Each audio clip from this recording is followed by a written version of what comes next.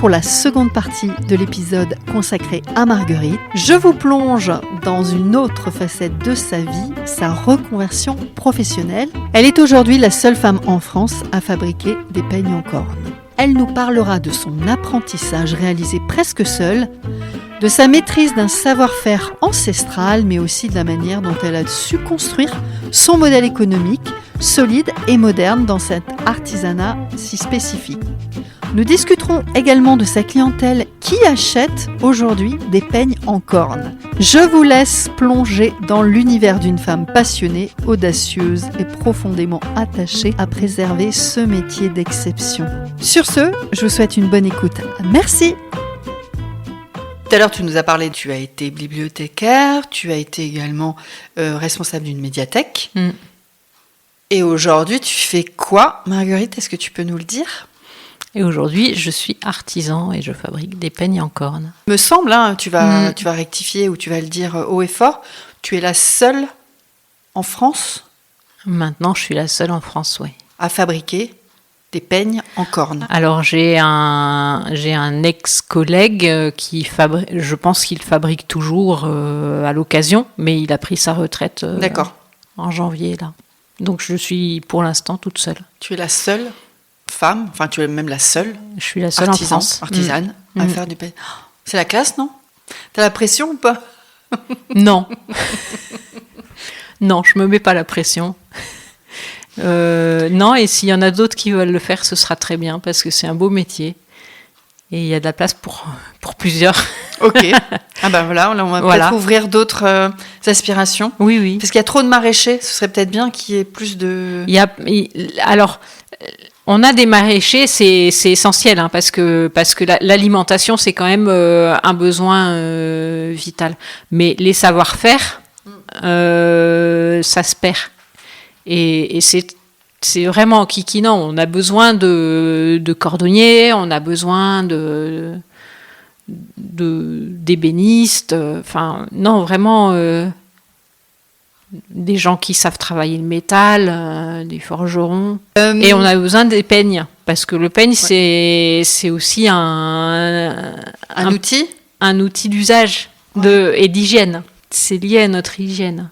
Et donc, oui, on a besoin des peignes, et c'est un savoir-faire qui se perd. Et aujourd'hui, je suis la seule. J'ai dû apprendre toute seule. Donc, j'ai reconstitué mon savoir-faire. J'ai réinventé mon savoir-faire. T'as appris toute seule. Tu t'es pas. Non, personne n'a voulu parce que l'autre artisan qui était encore en exercice à l'époque m'a dit mais vous êtes une femme. Et alors? Pourquoi c'est pas un métier pour J'en une femme? sais rien. Donc oui, c'est vrai il utilisait notamment une pince parce qu'il chauffait ses cornes à la flamme pour les dérouler, les aplatir. Donc il chauffait ses cornes à la flamme et donc il tenait ses cornes avec une pince. Ah oui, donc il pouvait se dire que et c'est une pince métallique. Une femme ne va pas savoir tenir une pince comme ça. C'est une pince qui est très longue. Ouais. Donc avec l'effet de levier, c'est une pince de 5 ou 6 kilos. Avec l'effet de levier, effectivement, moi je ne serais pas arrivée, quoi. Oui. Enfin, mais il y a des stratagèmes aujourd'hui pour pallier. Mais c'est ça. Il y a plein de systèmes. Comme dans l'agriculture. Donc moi, j'y arrive très bien aujourd'hui. Il y a plein de femmes dans l'agriculture, il a fallu inventer des stratagèmes pour pallier à certains outils ou certaines forces, etc. C'est-à-dire que les hommes, ils ont la chance d'avoir une masse musculaire supérieure à la nôtre, et donc ils l'utilisent, et ils gaspillent de l'énergie, et nous, on est obligés de faire marcher notre tête. Et donc on gaspille moins d'énergie, on fait à l'économie d'énergie, on trouve des systèmes qui nous permettent... en utilisant l'énergie terrestre, en utilisant la gravité, en utilisant l'effet de levier, etc. Avant que tu ailles plus loin, je voudrais quand même que tu nous expliques en une phrase, 2 phrases, 3 phrases maximum. Pourquoi ce métier? Comment un jour, moi à chaque fois ça m'épate, comment un jour tu passes de responsable de médiathèque, alors il y a peut-être eu un truc entre deux, mais tiens, je vais faire des peignes en corne de zébu, c'est ça? C'est corne de zébu? Oui. Comment? Pourquoi? Dis-moi. T'es passionnée de cheveux? Je sais pas. Non. Qu'est-ce qui se passe? Non, je suis passionnée de... Ma vie est dans mes mains. Et donc j'ai besoin de toucher, j'ai besoin de faire, j'ai besoin de, voilà, donc j'ai besoin de comprendre comment on fait les choses. Mais là, des peignes encore. Et donc, je voulais, dans ma jeunesse, j'avais envie d'être potière. Mais il y en a beaucoup des potiers, c'est un très beau métier. Je comprends qu'il y en ait beaucoup, c'est difficile d'en vivre. D'accord. Et avoir un projet économique, c'était important. Un projet qui tienne la route d'un point de vue économique. On va parler de l'argent pour être après, autonome. hein. Ouais. Ok. Voilà, j'ai commencé par trouver un métier où il y avait à la fois du contact avec les gens, parce que tu as bien compris que c'était important pour moi. Et puis, il y avait un côté manuel, parce que quand on est bibliothécaire, on manipule des livres, donc on en répare à l'occasion, etc. J'ai fait de la reliure. J'ai appris la reliure un petit peu. Voilà, donc, et puis quand on est arrivé en Ariège, on a découvert le peigne en corne. C'est un savoir-faire qui est propre à l'Ariège. Oui, c'est pour ça. Donc, propre à l'Ariège, ancré, notamment à l'Ariège, oui. Il y avait 2 grands lieux autrefois de fabrication des peignes en corne, c'était l'Ariège et le Jura. Ah oui. Voilà. Ensuite, il y avait des petites manufactures un peu partout en France. Partout, il y a des cours d'eau, en fait. Parce que c'était l'énergie hydraulique qu'on utilisait. On branche toutes les machines sur un arbre et puis l'arbre est actionné par l'énergie de l'eau. Donc, dès qu'il y a des cours d'eau, il y a des manufactures. D'accord. Oui. Et c'est pour beaucoup de métiers. Hein. Il y avait pas mal de tisserands, voilà, Comme dans le Limousin, il y à Saint-Junien tout le cuir, la partie cuir, à côté du cours d'eau. C'est ça. Ouais, c'est ça. Hein. C'est ça. Il y a beaucoup de métiers qui nécessitent soit de l'eau pour laver, pour rincer, etc. Ouais. C'est le cas des maroquiniers. Ouais, tanner. Voilà. Soit il y a besoin de l'eau pour la force hydraulique. Donc c'est le cas de tous les fabricants de tissus, c'est le cas aussi des papeteries. Les papeteries, il y a de l'eau dans le process, à la fois l'énergie pour les machines et puis l'eau dans le process, dans la recette du papier, quoi. Mais alors, donc tu savais qu'il y avait ce savoir-faire en Ariège, là où tu vivais auparavant, mais c'est quoi? C'est en visitant un musée? C'est en le voyant? Oui, c'est ça. Il y avait un musée des vieux métiers en Ariège. Ouais. Et Grégoire, qui a une formation de commercial, il a dit « c'est un très bon produit, très mal vendu, il y a quelque chose à faire ». D'accord. Et moi, je me suis dit « oui, il y a quelque chose à faire ». Bien sûr. Parce que j'aimerais bien qu'on rebondisse là-dessus. Donc ça, c'est en 2006. Et en fait, dès qu'on est arrivé, ou 2005 même, très vite... ça s'est semé à ce moment-là. La graine s'est semée. Et puis ensuite, progressivement, on a travaillé. On a essayé de faire une reprise en 2008. On a visité une manufacture. Et puis bon, ça s'est pas fait parce que on n'a pas su s'entendre avec le propriétaire. Et malgré tout, c'est resté. Entre-temps, on a adopté nos 2 garçons. En 2010, ça a été une grosse affaire qui nous a pris pas mal de temps aussi. Et puis voilà, en 2011, on a créé l'entreprise. On a commencé par faire de l'achat-revente. L'entreprise, elle s'appelle comment? Elle s'appelle Thomas Liorac. Okay. Voilà. Je mettrai de toute façon le lien du site internet dans le descriptif du podcast. Comme ça, vous pouvez aller voir. Moi, j'ai plein de questions là, mais il y a 2 choses. J'aimerais bien que tu nous expliques quand même, voilà, comment finalement tu t'es formée. Et après, on parlera de la dimension économique. Tu en as un petit peu parlé au départ, où finalement tu te dis, voilà, il y a ce savoir-faire, ce produit, et il y a une dimension économique qui existe, qui est réelle. Et après, ta partie formation. Tu veux commencer par quoi? D'abord, je voudrais juste compléter que quand j'étais bibliothécaire, quand je me suis retrouvée responsable, il y avait tout un pan de mon métier, plusieurs pans de mon métier qui disparaissaient. C'est-à-dire que je faisais plus que de l'administratif. D'accord. Je gérais des tableurs, je gérais des marchés, je gérais des... Et ça... En fait, ce qui t'animait au départ dans ce métier disparaissait, c'est ça? C'est ça. Toute la raison d'être, tout mon choix de ce métier. Pour ce métier s'effondrait. Donc il a fallu trouver autre chose. J'étais pas bien. D'où cette reconversion. En tout cas, tu cherchais autre chose. Oui. Donc là, comme il y avait cette graine qui était semée, voilà, on a franchi le pas. Et la dimension, alors on va partir de ça tout de suite, c'est pas grave si on n'est pas dans le bon ordre, mais ça me semble important parce que tu voulais aussi qu'on parle de la notion économique. Dans l'élaboration du projet et cette reconversion, vous aviez mesuré le fait que oui, avec cette activité, on veut gagner de l'argent. Enfin, oui, on avait un vrai projet économique. On a 4 enfants. On a 4 enfants. On voulait qu'ils puissent, s'ils le souhaitaient, faire des études. Ça coûte cher. Enfin, les choix qu'on avait demandent d'avoir un peu d'argent quand même. Je dis pas qu'on s'enrichit, mais voilà, avec 2 SMIC, on arrive à vivre. Et donc, ça, c'est quelque chose d'important pour nous. Une entreprise, c'est fait pour gagner de l'argent. À minima pour rétribuer le travail. Voilà. Donc ça, c'est vraiment une dimension que vous avez pris en compte dès le départ. Oui. De cette. En fait, pourquoi je demande ça ? Parce que oui, dans l'imaginaire des gens ou dans toujours romantiser la campagne, beaucoup de projets, beaucoup de personnes s'installent avec peut-être des projets qui n'ont pas été hyper bien mesurés économiquement au départ. On pourrait dire ça comme ça ? Qu'est-ce que tu en penses ? Oui, il y a une perception. Je pense qu'il y a une perception très négative de la notion d'argent. En ruralité, mais même dans le monde, dans ma famille, autour de moi, quand j'étais petite, ma grand-mère disait « l'argent pourrit le monde ». Comme si l'argent était sale. L'argent, c'est ça. L'argent, c'est tabou. L'argent, c'est sale, c'est toxique. Et moi, ce que je pense, c'est que ce qui est toxique, c'est de refuser de penser l'argent. Parce que l'argent, on en a besoin, c'est un outil. Il faut mettre l'argent à sa place. Il faut y penser pour savoir le mettre à sa place. C'est pas un guide, c'est un outil nécessaire. Ça nous permet les échanges entre nous, ça nous permet beaucoup de choses. C'est comme ça. C'est un outil qu'on a trouvé depuis très très très longtemps.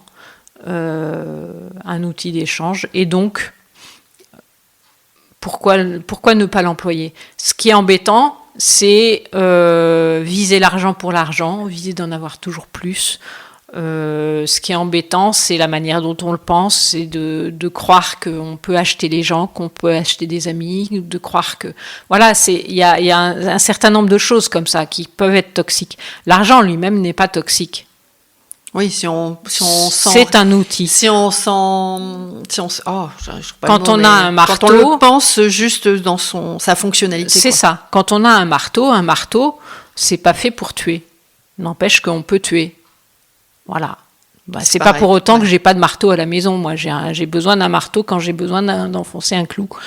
C'est tout. T'es d'accord avec moi ? Tu vois, dans les projets d'installation en réalité, c'est des fois des notions qui sont un peu négligées, où on n'en parle pas beaucoup, ou alors... C'est pas seulement négligé. C'est pas important. C'est pas seulement négligé, c'est carrément mis sous le tapis. D'accord.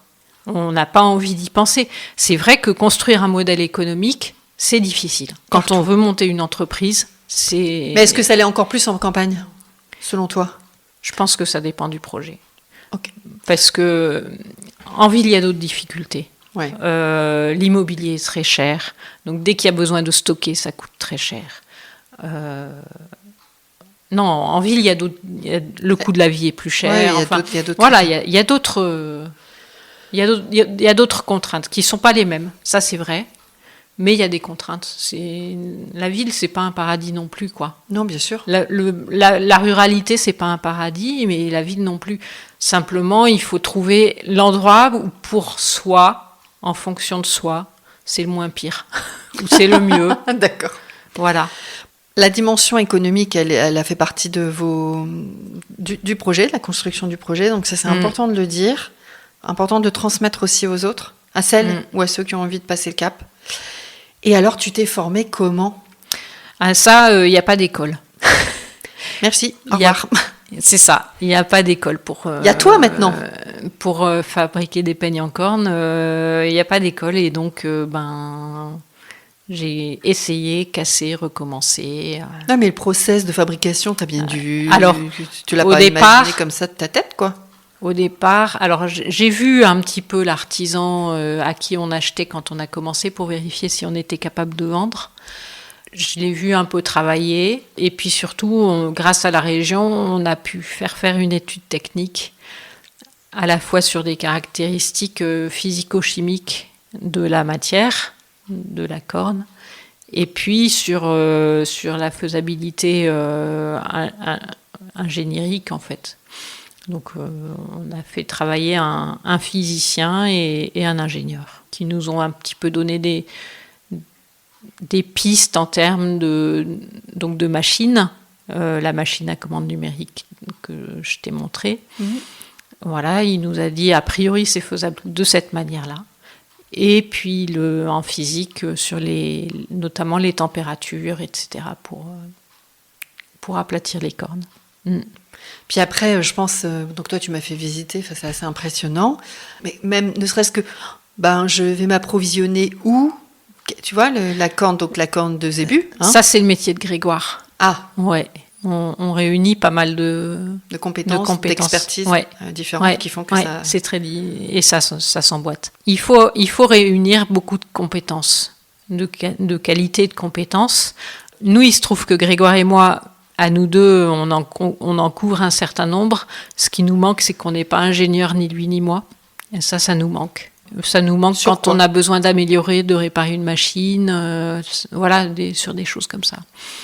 La presse que j'ai faite, que nous avons fait faire, c'est nous qui l'avons fait faire. Il a fallu qu'on réfléchisse très longtemps et pour la concevoir. Pour la concevoir et qu'on se fasse aider par quelqu'un. Pour la construire. Donc t'as pas eu de formation. C'est-à-dire que la conception, c'est du travail conjoint avec le fabricant, qui lui avait la compétence ingénieur. Et donc nous, on a dit voilà, les contraintes, c'est ça. On lui a donné nos contraintes, on lui a dit ce qu'on savait de ce que nous avait dit le physicien et à partir de ça, il a construit la machine. Et après tu as lu, tu as regardé des choses. Comment tu as fait pour te construire toute cette connaissance avant de fabriquer ton premier peigne quand même? Il n'y a pas de livre non plus. Donc j'ai juste essayé de travailler, recommencer, casser, fait des nuits blanches. C'est beaucoup de ténacité. Ça m'a pris 1 an avant de fabriquer un peigne vendable. D'accord. Donc oui, c'est du temps, c'est de l'argent, parce qu'il fallait bien vivre pendant ce temps-là. Donc Grégoire avait encore son travail à l'extérieur. Ouais, c'est important de le préciser. Merci. Ouais. Il n'y a jamais, pendant tout ce chemin finalement d'accompagnement, de co-construction, d'apprentissage en mode solo isolé, il y a eu des moments où tu as dit, non, alors tu as dit bien sûr ténacité, mais est-ce qu'il y a eu vraiment des moments où tu dis, oh non, c'est pas possible, pourquoi j'ai jamais y arrivé. Très vite, c'était la tête qui prenait le dessus, qui disait si, tu vas y arriver, il n'y a pas de raison. Et de toute façon, il faut. Bien souvent, nécessité fait loi. Parce que c'est un produit, c'est un produit coup de cœur pour toi, enfin c'est un objet. Parce que y a un coup à faire. Toi, tu parles que de fric, quoi. C'est ça. Non, mais voilà, c'est le fait que ce soit quelque chose d'original, que ce soit quelque chose d'atypique. Oui, ça m'attirait beaucoup. D'accord. Ça m'attirait beaucoup. À ce moment-là, tu savais que tu allais être la seule en France à fabriquer des peignes. Je savais qu'on était très peu nombreux. Je savais qu'à ce moment-là, quand j'ai eu envie, on était 3 encore. D'accord. Ils allaient vite mourir. Voilà, il y en a un qui est mort depuis, qui est mort en 2018. Et puis un qui est à la retraite, qui a pris sa retraite. Et je lui souhaite longue vie. Encore. Ok. Qui aujourd'hui achète des peignes en corne de zébu, s'il te plaît? Plein de monde. Ouvre-nous les spectres là, que tout le monde achète, se remette aux Alors, peignes. on a une certaine clientèle Qui et pourquoi? De femmes qui sont soucieuses de leur beauté, qui sont soucieuses d'avoir de beaux cheveux, parce que le peigne prend soin des cheveux. Là, je vois que tu regardes mes cheveux. Ouais. T'as honte de mes cheveux? Non, ils sont très bien, tes cheveux. Ils sont propres. Ouais. Non, c'est voilà, des personnes soucieuses de leur beauté, parce que c'est vrai que le peigne permet d'avoir il respecte bien les cheveux. Les avantages du peigne en corne de zébu, c'est quoi justement? C'est ça. C'est quoi? Les avantages, c'est que c'est la même matière que les cheveux, donc il glisse très bien dans les cheveux. Kératine? C'est de la kératine. Comme les ongles, comme les cheveux, comme les poils, comme la peau, comme donc les lèvres, la cornée des yeux. La on en corne, a partout. c'est de la kératine. Et c'est finalement, en se peignant, tu apportes un soin à tes cheveux. Ouais, naturel.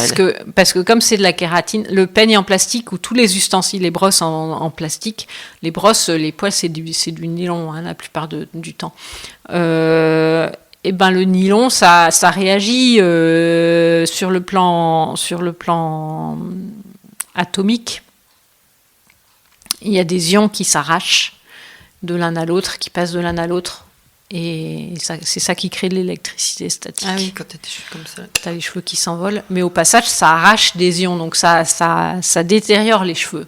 D'accord. En la réalité, robustesse d'un cheveu. C'est ça. Ça les use. Ça les use beaucoup plus. C'est pour ça qu'on a des cheveux qui sont fourchus en pointe. C'est parce qu'à force d'utiliser du plastique dessus, ça les use. Moi, j'ai pas de problème de cheveux fourchus, quoi. Les cheveux cassants, c'est pareil. Le peigne, alors, une de mes filles, elle est fan, elle utilise beaucoup le peigne pour ses cheveux, elle a des très beaux cheveux. Et elle m'a dit, ça permet d'espacer les shampoings. D'accord. Ouais. Donc elle se fait un shampoing tous les 10-15 jours. Ah ouais? Ouais. Donc si on revient sur tes clients, des femmes principalement, mais des hommes aussi, les hommes utilisent alors, le peigne. on a une clientèle c'est un bel d'hommes. objet. Ouais, c'est ça, c'est l'objet. Ouais. C'est le toucher. Il y a des femmes aussi qui sont sensibles, mais c'est beaucoup des hommes en fait qui sont très très sensibles au toucher. La femme, ça va être plus le soin esthétique, Voilà. et l'homme, ça va être plus le bel objet, comme un, je sais pas. Alors, je sais pas s'il faut typer à ce point, parce que évidemment, il y a des hommes qui sont soucieux de leur aussi, beauté. ouais, ok. C'est pas sexué, hein, mais c'est vrai qu'il y a des dominantes qu'on peut retrouver. On va peut-être plus facilement offrir un beau peigne, peut-être à un homme, non, je sais pas, en termes de cadeaux, non, pas forcément. Non. Là, c'est les deux. Un peigne comme une femme. Ok. Non.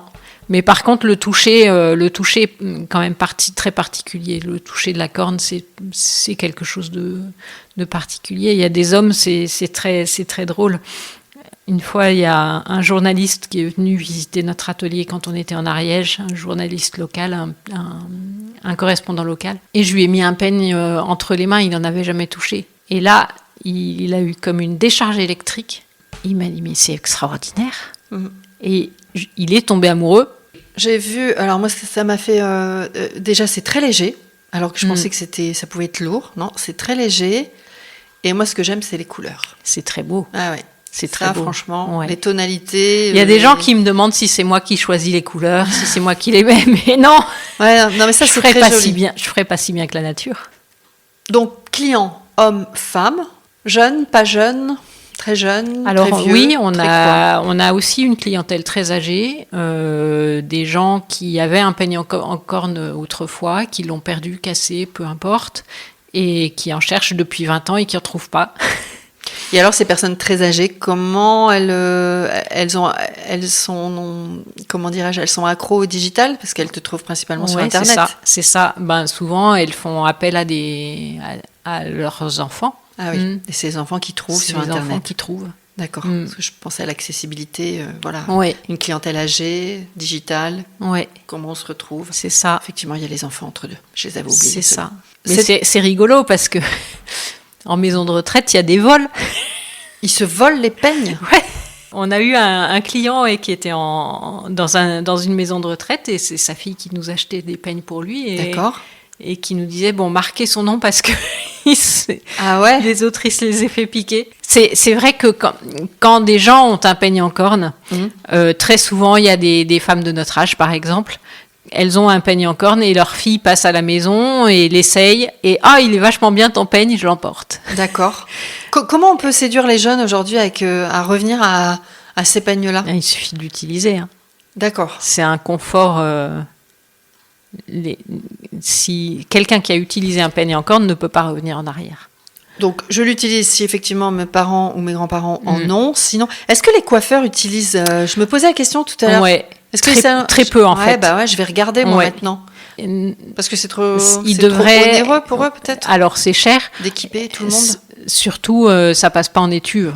Ça supporte pas les hautes températures ni l'eau. Alors ceux qui désinfectent aux ultraviolets, ça marche. Mais sinon, c'est compliqué. Tu peux pas mettre ça dans un lave-vaisselle, quoi. Non, on peut pas le mettre dans le lave-vaisselle, on peut pas le mettre à l'étuve, on peut pas. Et quand on le nettoie, il faut en prendre soin, quoi. Il faut le nettoyer Ouais, j'ai avec vu un que t'avais des savon doux. produits, Et puis, spécifiques il au faut nettoyage. le huiler de temps en temps. C'est la principale raison pour que Je pense, les salons de coiffure n'utilisent Bah, pas. c'est une très bonne raison, hein, parce que il y a une raison d'hygiène derrière. Ouais. C'est un axe, ça, de développement pour vous, d'aller à la rencontre d'un public plus jeune? Oui, bien sûr. Mais de toute façon, alors ensuite, si, il y a des jeunes qui sont, je te disais, soucieux de leur beauté. Ça, il y en a et ils ont raison de prendre soin de leur corps. Parce qu'on en a qu'un et c'est bien qu'il dure. Donc il faut en prendre soin des jeunes. Et puis c'est un ustensile écologique. Parce que c'est très peu énergivore, je te le disais, pour la fabrication, il n'y a pas besoin de chauffer très fort, moins de 150. Donc ça consomme peu d'énergie. C'est une matière entièrement renouvelable, biodégradable. C'est tellement bien biodégradable que on l'utilise broyé dans les jardins pour faire de l'engrais. Ouais, en compost, tu m'as dit. C'est ça, pas en compost, en engrais. En engrais, c'est un engrais azoté. Faudrait trouver une influenceuse beauté sur TikTok qui fait les cheveux. Mais comme nos jeunes sont très sensibles aux problématiques environnementales, c'est vrai que ça joue. Hein. Alors, ça joue beaucoup. Une influenceuse beauté, mais écolo. Ouais, mais pas végane. Mais pas végane. Putain, ça va être... Je vais t'en trouver une. Il y en a plein. Il y en a? Bon, ouais. C'est ça, il faut y aller. Il y en a.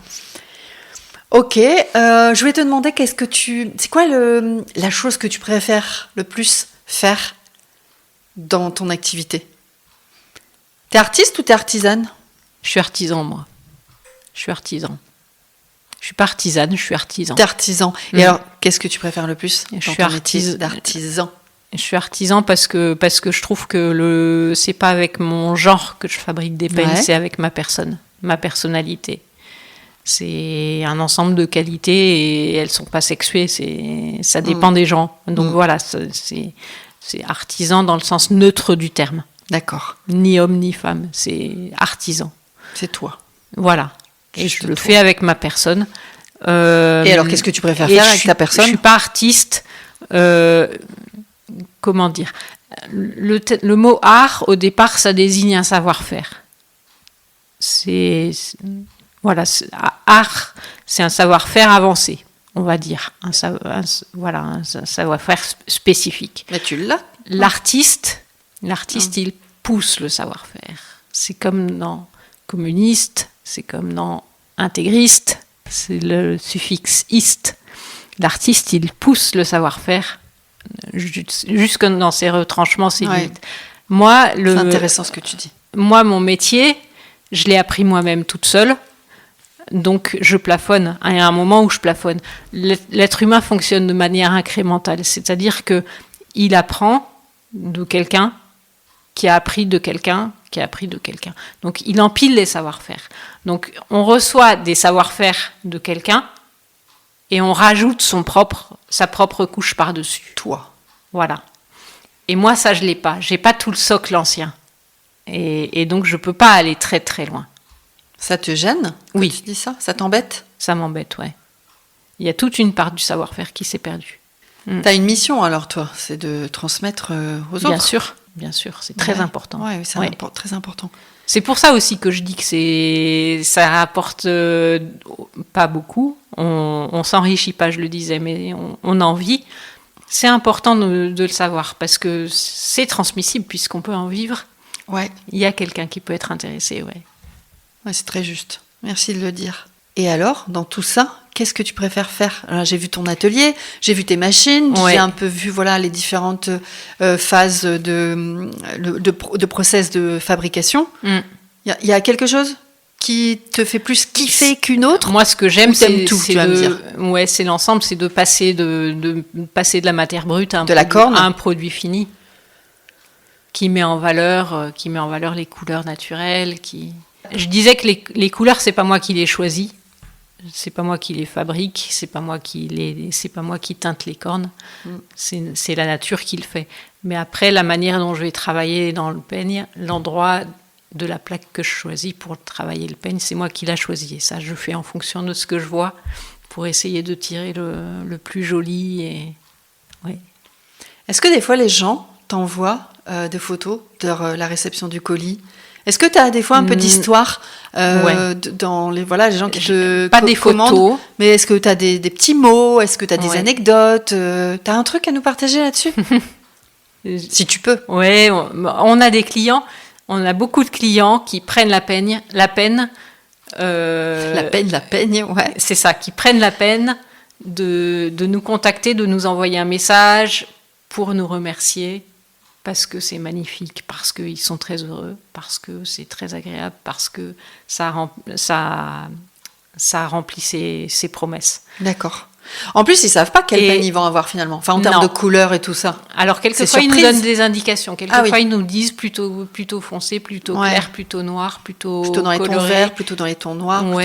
Ou je veux pas de vert, ou... D'accord. Voilà. Mais sinon, c'est surprise. Mais sinon, voilà, c'est surprise, c'est nous qui choisissons. C'est rigolo, on a une cliente qui nous a dit qu'elle nous commandait régulièrement parce que pour elle, à chaque fois que ça arrive, c'est comme un cadeau de Noël. D'accord. Elle ne sait pas quel peigne elle va avoir, donc elle en a toute une collection.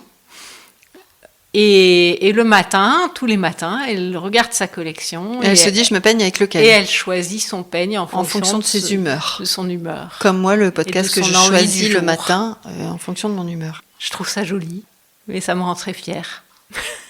De quoi tu es la plus heureuse aujourd'hui ? Et la plus heureuse ou la plus fière, et en même temps, quel regard portent tes proches sur justement les choix que tu as faits ? Mes proches, à la fois, ils admirent, et à la fois, ils me trouvent un peu folle, parce qu'il faut de l'audace, oui. Mais quand un de mes enfants, mon fils, quand il était petit... Une fois, on lui a demandé quel métier font tes parents. Et il a dit, ma mère, elle fait des peignes et des fois, elle en vend. Ok. Et voilà, il trouve ça un petit peu bizarre. Il pensait pas que... Pas conventionnel, peut-être ? C'est pas conventionnel et il pensait pas que ça puisse marcher. D'accord. Ouais. T'es fière que ça marche, non ? Ouais. T'es heureuse que ça marche, c'est ça, je pense, non ? Ouais. Enfin, en tout cas, ça fait partie. Ouais. Ouais, moi aussi, je suis heureuse pour toi moi. Que ça marche. C'est une réussite pour moi, ouais. T'as un mot pour la fin ? Tu veux partager quelque chose ? Au plaisir de vous rencontrer très bientôt. Rapidement ? Ok. Ouais. Au plaisir d'une prochaine rencontre ? J'aime les rencontres. Ouais, j'ai l'impression. Ouais. Je pense que dans le titre, il y aura lien. Dans le titre de ton podcast, on pourrait mettre la partie lien social, entourage, c'est important. C'est très important pour moi. D'accord. Oui. Donc, en se disant au revoir, on se dit à bientôt finalement. À bientôt. Merci Marguerite. Merci d'avoir partagé tout ça, c'est vraiment très cool. Merci pour votre écoute, merci d'être resté jusqu'au bout de notre échange. Et si vous voulez continuer à m'encourager et surtout à faire connaître le podcast, eh bien vous pouvez mettre 5 étoiles et un commentaire sympathique sur Apple Podcast et Spotify. Surtout, vous n'oubliez pas de vous abonner à la chaîne de podcast pour être notifié des nouveaux épisodes. Et si vous voulez faire partie de la communauté des nouvelles filles de la campagne, eh bien abonnez-vous à la newsletter. Alors soit vous m'écrivez sur les nouvelles filles de la campagne @gmail.com, tout attaché en minuscules, ou vous me contactez sur les réseaux sociaux des nouvelles filles de la campagne, Instagram et Facebook. Je vous dévoile les coulisses des nouvelles filles de la campagne, des tips, des astuces, des sujets, la sortie des nouveaux épisodes et plein d'autres surprises. Alors un grand merci et je vous dis à bientôt. Ciao!